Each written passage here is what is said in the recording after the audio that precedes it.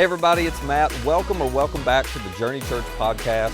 If you haven't yet, be sure to subscribe to this podcast so you can automatically get our weekly episodes.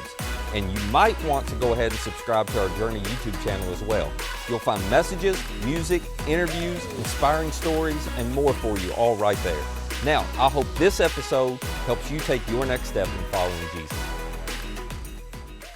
I want you to think about this. I want you to think about the last time that you were lost, like physically lost. It doesn't happen very often when we're driving places anymore because now our phone has a map and shows us where to go. At least smartphones do. I don't know what Androids do, but smartphones, just kidding.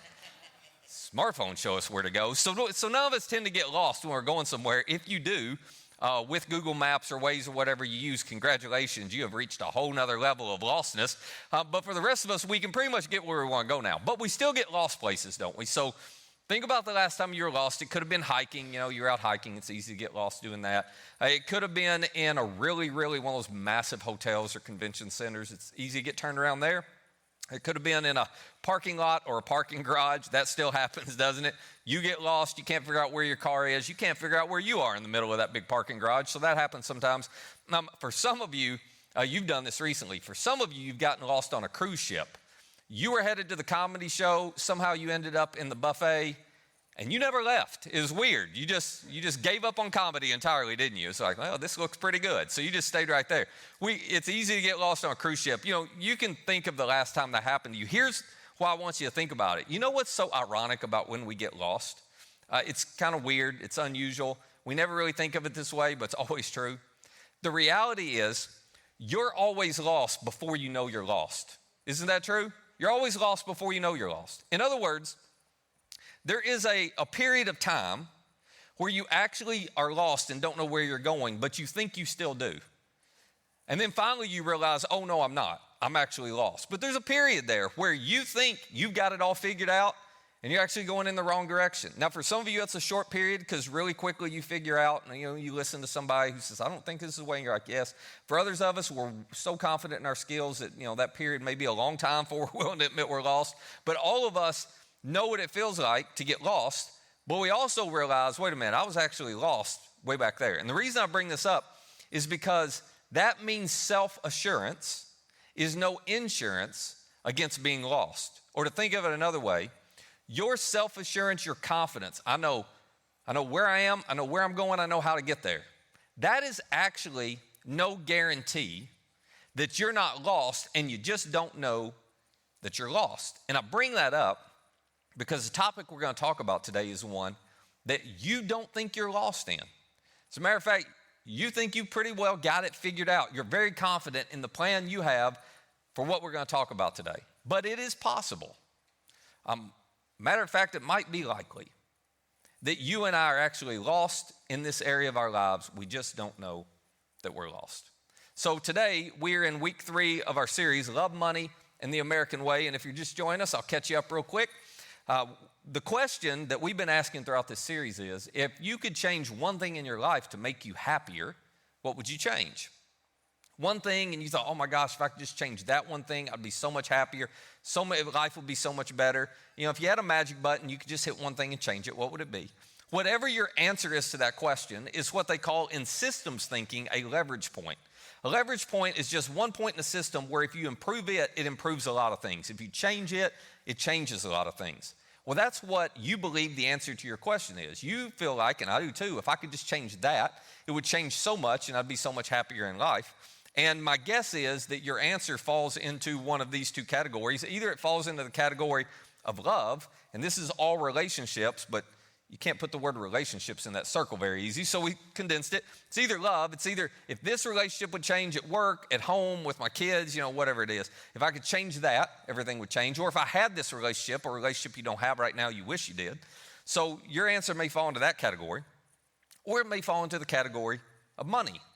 If I could just make more, save more, spend less, get out of debt, invest more, whatever it may be. If I could just change this about my money, I would be happier. This is how most of us as Americans think. We feel like if I can change this area or this area of my life, then everything's going to be good. So over the last couple of weeks, we've been talking about what this looks like with relationships. Today, we're going to talk about what it looks like with money. And if you're sitting there going, oh no, Matt, I can't believe you're doing this because I invited a friend today and now you're talking about money, this is going to wreck the whole thing, I'll just calm everybody down. This is not about giving. There's no ask at the end, okay? So it's all good. This is not about giving. This is actually today about meaning. About meaning. Because if there's one thing that we as human beings want more than happiness, it's meaning. We want to get up every day and feel like what we're doing matters, that we're making a difference, that we're not just going through the motions, that it doesn't matter, that life's not just luck. When we're going through suffering or struggles or difficulties or challenges, we want to feel like there's meaning and purpose in them, that there's something good that's going to come out of them.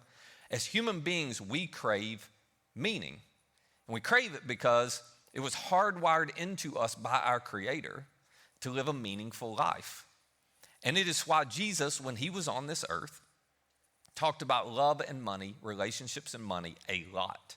Talked about them all the time. If you don't believe me, just pick one of the accounts of his life, Matthew, Mark, Luke, or John, and just read through and pay attention to how often he's talking about relationships or money.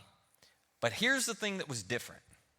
For Jesus, he would teach over and over again, the leverage point to a more meaningful, happier life is not just changing a relationship. It's not just improving your financial situation. He said there's actually a deeper leverage point that you need to address that will impact both of these areas. That's why he talks so much about this idea of trust. Because Jesus knew the object of your trust will determine the outcome of your life. In other words, whoever or whatever you trust the most shapes who you are and where you end up in life. It shapes and influences all the decisions you make. It shapes and influences the direction of your life and where you eventually land in terms of a destination in life. So Jesus would talk often about, hey, you want to get to the root of what's going on here in this relationship or with your financial world. It's actually not just change this, get them to change, get them to do that differently, make a little more. He's going, no. You have to change what you trust. And this was certainly true for the relationship between our trust and our money. I do not have to convince you of this because you're just like me. The American way when it comes to this relationship between money and trust is to trust ourselves and our plan. This is why I said you don't feel like you're lost. You don't feel like anything's off financially. And the reason I know that is because you are following your plan right now. And think about this.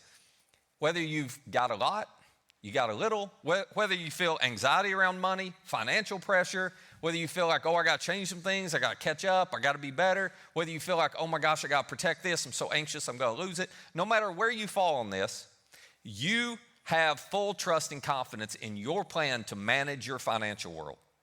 I am confident of that because you haven't changed your plan. You could be under tons of financial stress, but you haven't changed your plan, which means you believe your plan is right. There's all kinds of information out there of other plans and perspectives. But you're following yours and I'm following mine because we trust we know best when it comes to our money and our possessions. The problem is, if you're like most people, your plan, my plan, tends to revolve around us. And this creates some issues for us. And you say, no, it doesn't. Well, yeah, here's what I mean by that. This isn't a criticism, but we all tend to be self-centered when it comes to broad perspective, how we view our money and our possessions. And the easiest way to illustrate this is for you just to think about the questions that run through your head or the concerns that run through your head whenever you're thinking about money and possessions. Everything revolves around you, doesn't it? Everything revolves around me. If you don't believe me, just pay attention this week to every time you think about money, what you're thinking about or asking. And it's all about, am I good? Do I have enough? Do I need to make more? Man, look at what a great job I did. Whatever it is, it's entirely self-centered. And here's the challenge with that. If I center my entire financial world around me, I have just made myself an end in and of myself, which means by definition, I have just robbed myself of the ability to experience the meaning that I actually want the most. Because you cannot experience meaning without being a means to a greater end, a means to a bigger end, a means to something bigger than and beyond yourself. So if everything in my financial world is let me take care of me, I got to worry about me, then I just made myself the be-all, end-all. And all I've got to show for this is me, which means I can never experience any meaning because I'm not willing to leverage me for a means or an end greater than me.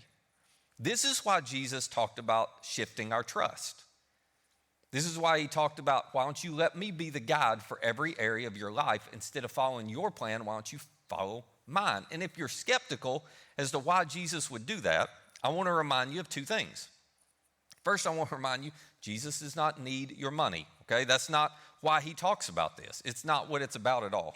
Jesus talked about money more than heaven, hell, and prayer all put together because he knew what an impact it was having on us. But he didn't need it. He wasn't trying to grab it. He's the king of everything. I mean, by very virtue of the fact he's God, you don't want to follow a God who needs something from you. He didn't need it. I would also remind you, he's not trying to get it. Because as I have to remind people sometimes, if he wanted your money, he could take it. If he couldn't take it, he's not powerful enough to be God. So if he wanted it, he could actually take it, but he doesn't want it. He doesn't need it and he doesn't want it. That's not the point. What Jesus wants for us is to be able to have a 30,000 foot view perspective. This isn't about giving or, it's not what we're talking about. He wants us to view and think about all of our money and our possessions, everything in our financial world from his point of view. Because his point of view is what allows us to leverage everything in our possessions to find meaning and to find the happiness that does not come or go with what's going well or what's not going well in the moment. In his most famous sermon, Sermon on the Mount, some of you may have heard of it, his most famous sermon, Matthew 6, Matthew is one of Jesus' followers, records for us that Jesus took the entire middle section of this sermon, like a third of the sermon, and he talked about a new, different, countercultural perspective that he was inviting us to have towards all that we possess. And here's part, I won't read it all, but here's part of what he had to say. He said, for where your treasure is, there your heart will be also. This is why meaning and money are so connected, by the way. Because according to Jesus, your money and your heart are connected. So wherever your money goes, your heart follows. Now, when Jesus is teaching this, he's not saying this is good or bad. He's just saying this is a life principle. It's just the way humans work. Wherever your money goes, your heart follows. Now, even if you're not a follower of Jesus, you can actually leverage this for your benefit. Because all you have to do is think about, well, what do I wish I cared about more? What do I wish I was more passionate about? Where do I feel like if I could just put more of my life there, I would find more meaning in life? If you know the answer to that question, then you can leverage this principle to your benefit. Because all you have to do is start putting your money there. And it will naturally drag your heart there, which means you'll care more about it.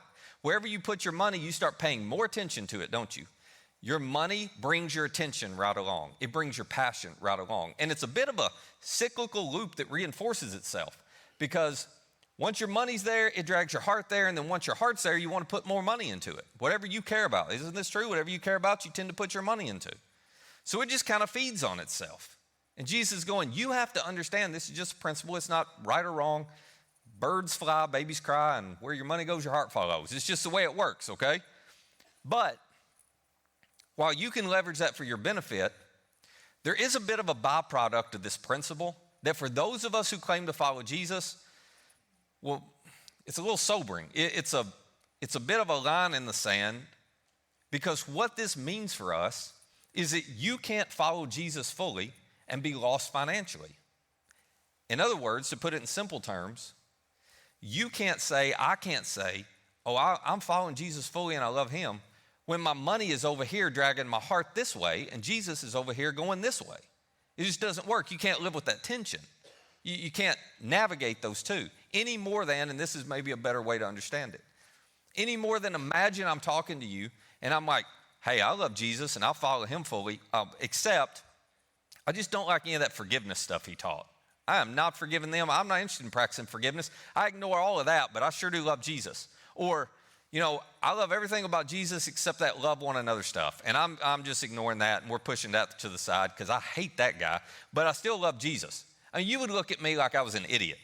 You go, no, I don't, even if you're not a Christian, you'd be like, I don't think it can work that way, you know?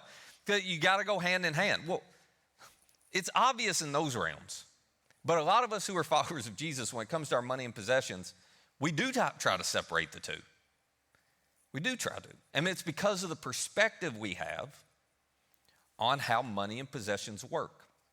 But our perspective just might be blinding us to the impact our money and possessions are having on our life and our sense of meaning. Jesus dives into this. Here's what he says next. He says, the eye is the lamp of the body. Now, he's using a metaphor, and this sounds a bit like a riddle, but let me explain it. He uses the eye to refer to our attention and our desires. So all Jesus is saying is, when you see, the way you see the world, the things you care about, the things you desire, the things you pay attention to, the way you see the world impacts your entire life. What you care about and give your attention to moves your entire life in that direction. You know this. Whatever you look at, you tend to move towards. Whatever has your attention gets your direction as well. So Jesus says you have to understand, when you think about your perspective, that what you're paying attention to and the way you see things really matters. And then he gives us two examples. He says, if your eyes are healthy, now, this was written in Greek, which we're not going to get into because I'm not going to bore you with all this. But if you don't believe me, you can Google this and find out for yourself. The Greek word that's translated healthy here is not referring to physical health. Jesus is actually talking about generosity. He, in essence, is saying, if your eyes are generous, which is his way of saying, if your perspective on the world is generous. What's it mean to have a generous perspective on the world? Here's what it looks like. You can read the rest of Matthew 6, and he unpacks this. To have a generous perspective means I live my life with open hands. That I don't believe everything I possess is my own. I don't believe I'm the owner of it and I get to do whatever I want to with it. A generous perspective doesn't believe, oh, there's scarce resources, so I got to grab all I can from me, and I'll try to help you afterwards, but we're a little bit in competition for the same thing, so I'm going to grab and accumulate as much as I can, hold on to it. No, a generous perspective is, it's not mine. I'm going to live with open hands. This is a gift from God. It's all his. He can give me more if he wants to. He can give me more when I need it. There's plenty. There's an abundance of things. I do not have to worry about it. I'm going to live my life with open hands, and I'm going to be generous. I am not going to live in my financial world where I'm prioritizing me first, because now I'm an end and not a means to an end. I'm going to prioritize other people first. I'm going to think about others. Again, not just giving, it's like the entire spectrum of how we view things. Jesus says, if you have that kind of perspective, then he says your whole body will be full of light, which is his way of saying your life will actually move in the direction where it gives you all the things that you want most. When you live like this, now you can be a means to an end, and you will experience meaning and purpose and significance and peace. Now you're going to experience contentment. Your whole body will be full of light. When I live like this, I have no problem making a difference in somebody else's life. This is the irony of it, isn't it? We all want to contribute to something bigger than ourselves. You have those desires in you. You see needs or you see problems, and you're like, oh, I would love to be able to put my resources into that. You want to. The problem is, you can only do that if you are confident. Oh my goodness, if I put it into that, God will give me more when I need it. That's the only way you can do it. If you don't have this perspective, you lose that ability. Jesus addresses this. He goes on. He says, here's your other option. But if your eyes are unhealthy, you can guess what that means. Greedy. Then your whole body will be full of darkness. In other words, if you live your life like this, and this is not a criticism, this is just natural for all of us, isn't it? To have a perspective on life that is unhealthy is to have a perspective of scarcity.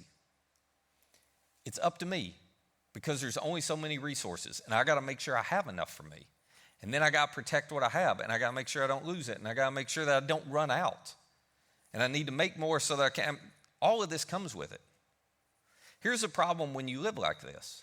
The reason Jesus said your whole body will be full of darkness is because you cannot live this way and not have anxiety. You cannot live this way and not be anxious about, do I have enough? Will I have enough? Will I lose what I have? You can't hold your fist like this and not be tense. It's impossible.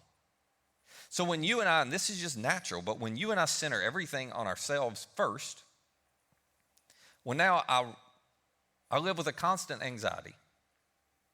I need to protect. I need to accumulate. I never cross a line where I feel like, oh, that's enough. I'm good now. I'll open my hands up. That never happens. There's always a fear that you might need a little bit more. There's always a concern that I might not have done enough for myself. And the pressure is on me. And when you live this way with this perspective, you feel the pressure to take care of you no matter what. So what does this rob you of? Think about it. Those needs, those issues in the world that you care about, those opportunities you have to contribute to something more meaningful than just you. And you're like, I wish I could, I wish I could. People like this are always like, I wish I could, I just can't yet. And you falsely believe that one day the yet's gonna come. But it never does. It never does, because the anxiety never goes away here, because you always feel it's on you to take care of you. And if you don't, nobody will. And Jesus' point is, if you just live with a perspective like this, you don't have to worry about taking care of you. You don't have to worry about, will I ever have enough? Because if you do what your Heavenly Father asks you to do with everything He's giving you, He will always make sure you have whatever you need. But this never gives you the ability to leverage your money and possessions for meaning in any significant way. And let me tell you why this is most dangerous. I'll actually let Jesus tell you why this is most dangerous. He says this, if then the light within you is darkness, how great's that darkness? Here's all He meant. If you're living like this, but you believe this is the right plan, if you're living like this and you're lost, but you don't know you're lost, you will never change. Which means you will live your whole life chasing something you can never get. You'll live your whole life chasing a meaning you will never experience, because you can't experience meaning when you're an end in and of yourself.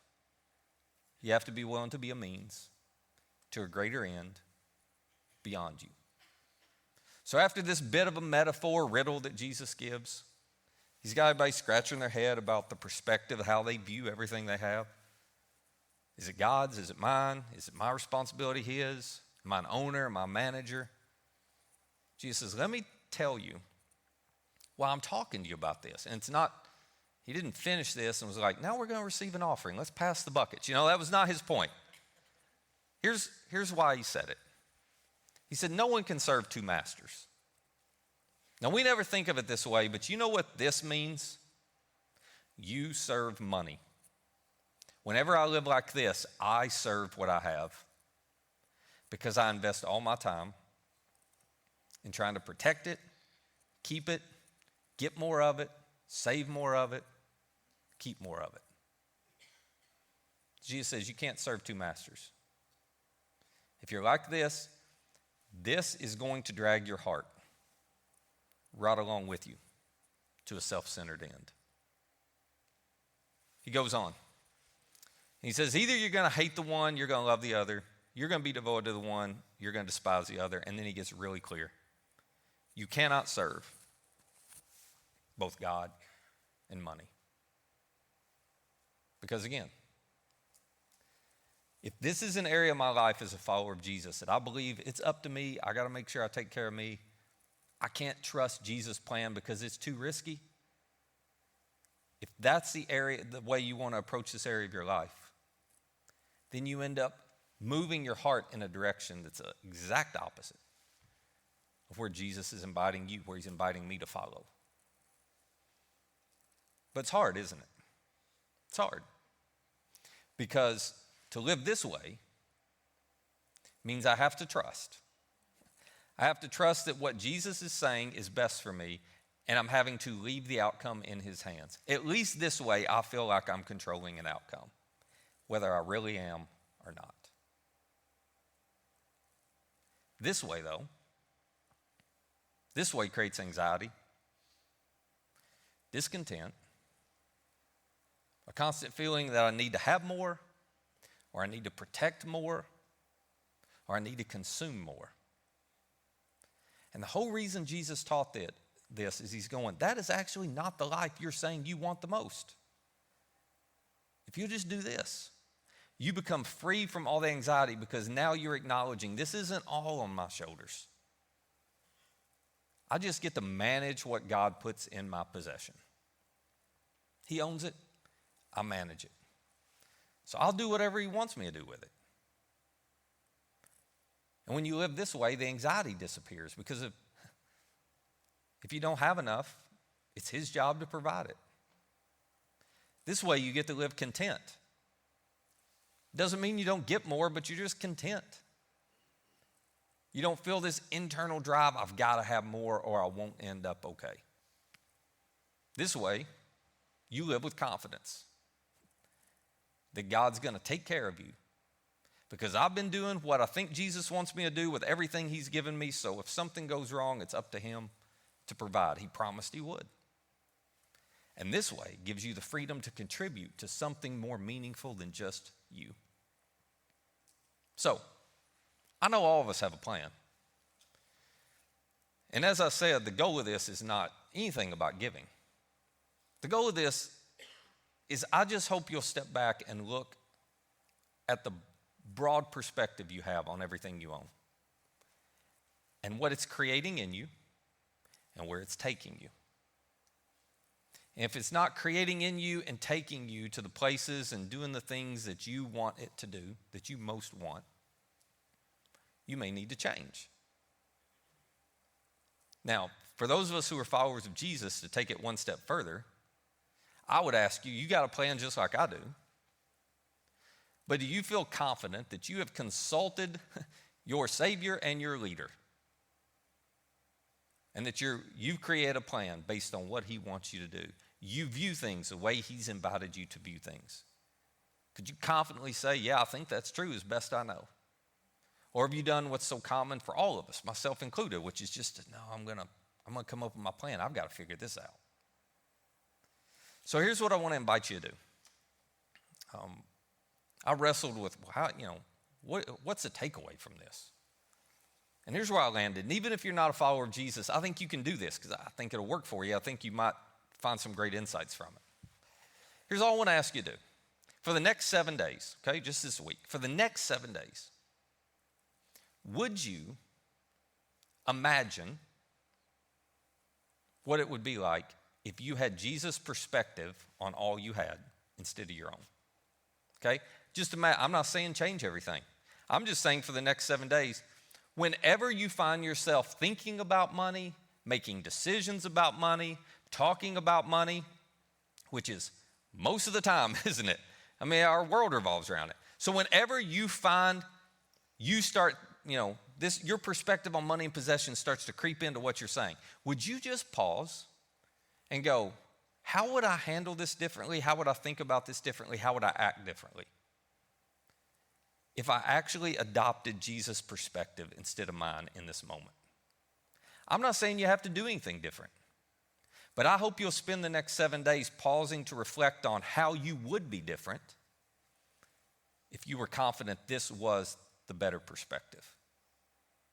And the reason I'm asking you to do that is because you might just find yourself realizing that you would be free from some things that continue to haunt you and follow you and consume you. And you might be free to do some things that you actually care about deeply. You might be free to experience some things that you desire strongly. You might discover, oh my goodness, if I felt like this, well, this is exactly what I would do in this situation, and that would feel so much more meaningful. That would feel so much more significant. And then maybe you actually take the step and do it. Maybe you don't. But you at least need to imagine what it would be like to see everything you own in your financial world from God's point of view and not your own. Because again, Jesus' point is not to try to get anything from you. His point is he doesn't want what you have to consume you. And when you and I feel the weight on our shoulders of it is up to me, it's up to me, it's up to me, I got it, it's up to me to get, it's up to me to protect, it's up to me to build, it's up to me to save, it's up to me to keep up. When we feel that, it consumes us. This is the only way that will free us. And for those of us who are followers of Jesus, as uncomfortable and unsettling as this is, we can't fully follow Jesus this way. We can only fully follow if we actually trust him with this area of our lives. Because wherever we put our money, it drags our heart along. So, is it possible that you and I could be lost when it comes to this? When it comes to our perspective on our possessions? Could it be possible we're lost, we don't even know it? And could it be possible that shifting our trust from our plan to Jesus' plan, from our perspective to his, just might give us the things that we actually want most in life? Let me pray for us. Father, this is so hard for us to see. It's even harder for us to do because it requires us to let go of control, to trust an outcome to you that we feel like rightly or wrongly we have some control over. So would you help us this week just to be aware whenever these natural, self-centered perspectives come creeping in to the way we think, to the decisions we make, to the conversations we have.